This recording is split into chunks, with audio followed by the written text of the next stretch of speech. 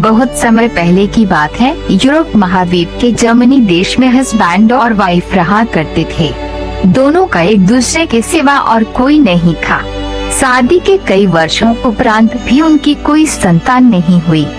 समय इसी प्रकार से गुजर रहा था कि अचानक एक दिन स्त्री को अपनी कोख में संतान की अनुभूति हुई और गर्भावस्था के दौरान उसको कुछ इस प्रकार महसूस हुआ कि उसको रेपंजेल नामक शाक खानी चाहिए। आसपास वो शाक कहीं भी उपलब्ध नहीं थी। पति पत्नी एक जादूगरनी के बगीचे के समीप ही रहते थे। पत्नी के मन की बात जब पति ने सुनी तो पति ने उससे वादा किया कि वे उसके लिए रेपंजेल नाम की वह शाक साथ लेकर आएगा। बगीचे में चोरी से घुसकर उसने वह शाक अपनी पत्नी के लिए तोड़ी और ये क्रम कई दिनों तक चलता रहा। एक दिन बगीचे की मालकिन जादूगरनी ने, जिसका नाम जेम गोथेल था, उसे ये चोरी करते हुए देख लिया और जादूगरनी ने पति को बंधक बना लिया। पति जादूगरनी के सामने बहुत गिड़गिड़ाया और अंततः जादूगरनी एक शर्त पर वह शाक उसकी पत्नी के लिए देने के लिए राजी हो गई। शर्त यह थी कि संतान के जन्म के बाद वह उसे जादूगरनी को सौंप देगा। मायूस मन से पति ने उसकी वह बात मान ली और बच्चे के जन्म होते ही उसने जादूगरनी के हाथों अपनी पुत्री को सौंप दिया।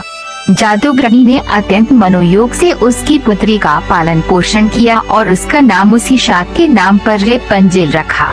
रेपंजेल एक अत्यंत सुंदर कन्या के रूप में धीरे धीरे विकसित होने लगी। उसके सुनहरे बाल और अद्वितीय रूप की चर्चा आसपास की जगह पर धीमे धीमे से फैलने लगी। कन्या के 12 वर्ष के होते ही जादूगरनी डेमगोथेल ने उसको एक ऐसी मीनार में कैद कर दिया जिसमें ना तो कोई दरवाजा था और ना चढ़ने के लिए ही कोई सीढ़ी। इसमें एक ऊंचे स्थान पर एक कमरा था जिसमें की केवल एक खिड़की थी। जादूगरनी अपनी जादुई शक्तियों के माध्यम से छोटी बच्ची तक पहुंचती और हर दिन उससे मिलने के लिए दिन के समय जरूर जाती। इसी प्रकार से दिन बीतने लगे। वह बच्ची बड़ी होकर एक अत्यंत सुंदर स्त्री के रूप में विकसित हुई। उसके लंबे घने सुनहरे बाल इतने लंबे हो गए कि बाद में जादूगरनी उनके सहारे मीनार पर चढ़कर कमरे में आने और जाने लगी। ऐसा करते वक्त वो रेपंजेल को पुकारते हुए कहती, रेपंजेल अपने बाल गिराओ ताकि मैं तुम्हारे सुनहरे बालों पर चढ़कर ऊपर आ सकूं। समय इसी तरह से गुजरता गया और एक दिन किसी राज्य का राजकुमार घूमते घूमते उसी क्षेत्र में आ गया जहां पर रेपंजेल उस मीनार में रहती थी। रेपंजेल की आवाज में अद्वितीय मिठास थी। जब वह गाती थी तो जैसे समय ठहर जाता था। एक दिन राजकुमार को टहलते टहलते एक मधुर आवाज सुनाई पड़ी। वह आवाज कहाँ से आ रही है यह जानने के लिए जब राजकुमार मीनार के पास गया तो उसे दिखाई पड़ा कि एक ऊंची मीनार के ऊपर कमरे में एक सुंदर रूपवती स्त्री रहती है। उसकी इस मीठी आवाज को सुनकर राजकुमार उसकी तरफ अत्यंत आकर्षित हुआ और वह अपनी उत्सुकता पर काबू नहीं रख सका। उसने मन में ठान ली कि वह इस बंद मीनार में रहने वाली स्त्री जिसकी आवाज इतनी मधुर है के विषय में जान के ही रहेगा।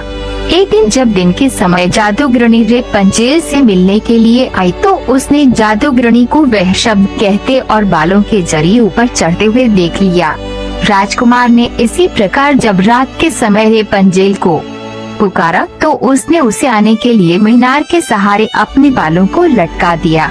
राजकुमार ऊपर जाकर रेपंजेल से मिला। रेपंजेल और राजकुमार एक दूसरे से प्रेम करने लगे थे। दोनों ने मिलते ही एक दूसरे को पसंद कर लिया था और वह एक दूसरे के लिए के अंतरंग सहचर बन गए। अतः राजकुमार ने रेपंजेल के सामने विवाह का प्रस्ताव रखा। रेपंजेल इस पर सहमत हुई और दोनों का मिलना जुलना धीमे धीमे बढ़ने लगा। जादूगरनी डेमगोथेल रोज दिन के समय रेपंजेल को मिलने के लिए आया करती थी।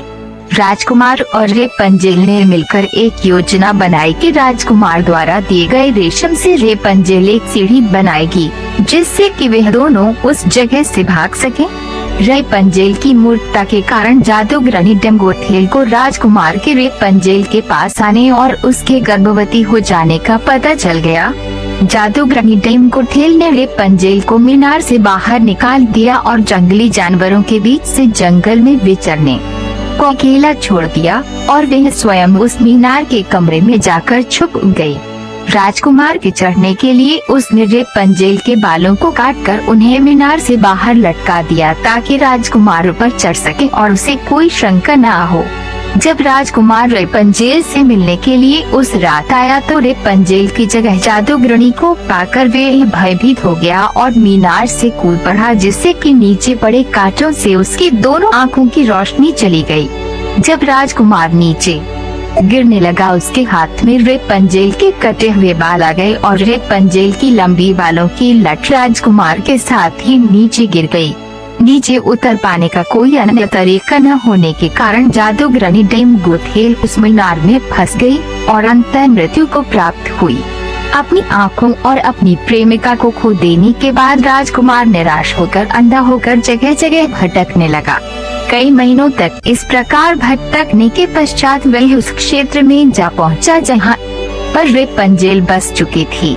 उधर रेपंजेल ने जुड़वा बच्चों को जन्म दिया, जिनमें एक बेटी और एक बेटा हुआ।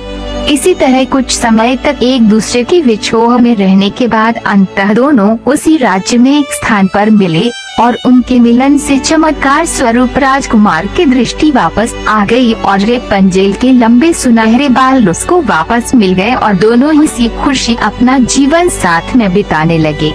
शिक्षा: इस कहानी से हमें ये शिक्षा मिलती है कि बुरे का अंत बुरा ही होता है और विश्वास के सहारे एक दिन दुनिया में सब कुछ पाया जा सकता है।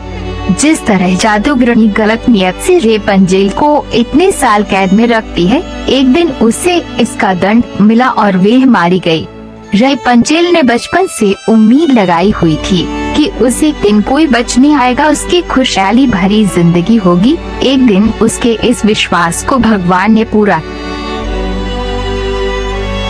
अगर स्टोरी वीडियो पसंद आया तो वीडियो को लाइक, चैनल को सब्सक्राइब करके बेल आइकन को दबा दीजिए।